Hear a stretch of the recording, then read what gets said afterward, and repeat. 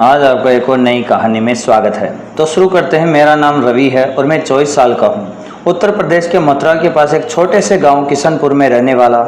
गांव की मिट्टी में पला बड़ा, खेतों में मेहनत करता हूँ। मेहनत की वजह से मेरा शरीर गठीला और गाँव की लड़कियाँ अक्सर मेरी ओर देखकर मुस्कुराती है। मेरी ताई राधा 35 साल की है, पर उसका शरीर 25 साल की लड़की जैसा है। उनकी सांवली त्वचा, लंबे काले बाल, भूरी आंखें जैसे हर किसी को अपनी ओर खींच लेती है।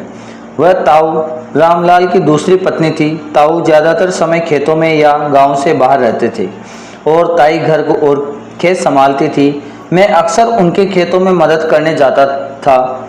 जब मैं खेतों में काम करता, ताई की नज़रें मुझ पर ठहर जाती थी। उनकी वो शरारती मुस्कान जैसे कुछ कहना चाहती हो, मेरे दिल को छू जाती।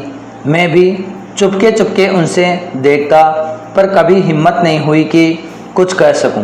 गांव का माहौल, रिश्तों की मर्यादा और ताई का रुतबा, ये सब मेरे मन को भाते रहते थे। फिर भी उनके साथ बिताया हर पल मेरे लिए खास था।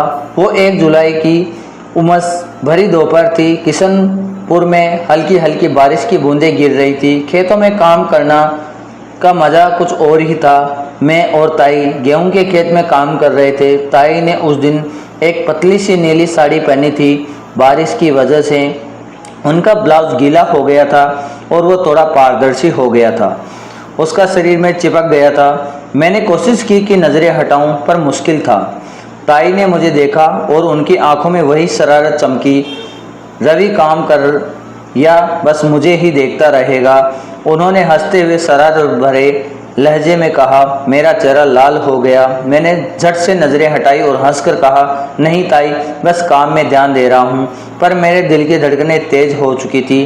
ताई ने फिर से मुस्कुराया और काम में लग गई, लेकिन उनकी वो बात, वो नज़र मेरे दिमाग में घूमती रही। बारिश की बूंदें अब तेज हो चुकी थी। खेतों की कीचड़ बढ़ रहा था और काम करना मुश्किल हो रहा था। मैं और ताई गेहूं की बुआई में जुट गए, लेकिन बारिश ने हमें रुकने पर मजबूर कर दिया। ताई ने अपनी साड़ी का पल्लू ठीक किया और बोली, रवि अब बस कर, चल बरामदे में बैठते हैं। बारिश थमने तक मैंने हामी भरी और हम दोनों पास के बरामदे में और चल पड़े, जो ताई के घर के ठीक बगल में था। बारिश की वजह से हम दोनों भीग चुके थे। ताई की साड़ी उनके शरीर पर चिपकी हुई थी और मैं कोशिश कर रहा था कि उनकी ओर ज़्यादा ध्यान न दूं। हम बरामदे में बैठे। ताई ने अपने बालों में पानी निचोड़ा और मेरी ओर देखकर हंसी। क्या बात है रवि, आज कुछ ज़्यादा ही शर्मा रहे हो, उन्होंने छेड़ते हुए कहा। मैंने हंसकर बात टालते हुए कोशिश की। अरे ताई, ऐसा कुछ नहीं, बस बारिश में काम करने का मूड नहीं है। लेकिन मेरे दिल में कुछ और ही चल रहा था। उसकी बात में उनकी नज़रों में एक अजीब सा जादू था। ताई ने अपनी भूरी आंखों से मुझे देखा और धीरे से कहा, रवि तू बड़ा हो गया है, गांव की लड़कियां तो तेरे पीछे पागल है। उनके इस सवाल ने मुझे चौंका दिया। मैं हक्का बक्का रह गया, कुछ जवाब सूझा ही नहीं। ताई ने मेरी खामोशी देखकर फिर मुस्कुराया और पास आकर मेरे कंधे पर हाथ रखा। चल चाय बनाती हूँ, तू भी ठंडा हो गया होगा। कहकर वो ठंड उठी और घर के अंदर चली गई। मैं बरामदे में बैठा रहा। बारिश की आवाज़ सुनते ही हुए मेरे मन में सवालों का तूफान उठ रहा था। ताई की बातों का मतलब क्या था?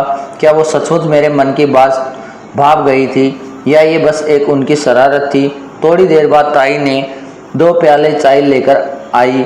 उन्होंने एक प्याला मुझे दिया और दूसरे में बगल में बैठ गई। बारिश की ठंडक में चाय की गर्माहट सुकून दे रही थी। रवि, ताई ने धीरे से कहा, तुझे पता है गांव की ज़िंदगी कितनी सादी होती है, पर कभी कभी मन कुछ और ही चाहता है।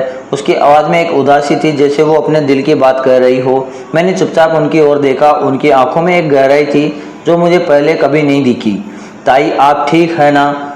मैंने हिम्मत करके पूछा। वो हंसी, लेकिन इस बार उनकी हंसी में वो शरारत नहीं थी। हाँ ठीक हूँ, बस कभी कभी अकेलापन सताता है। तेरा ताऊ तो बस खेत और अपने काम में खोया रहता है। उन्होंने एक गहरी सांस ली और फिर मेरी ओर देखा।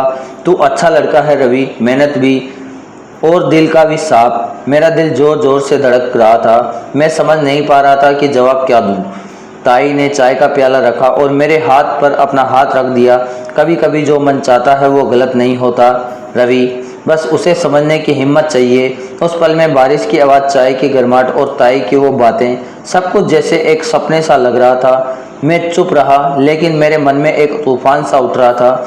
आपको ये कहानी कैसी लगी कमेंट में ज़रूर बताएं और लाइक एंड सब्सक्राइब करना ना भूलें। इसका नेक्स्ट पार्ट मैं तभी लाऊंगा जब आप लाइक एंड सब्सक्राइब करना ना भूलें और बेल आइकन दबा के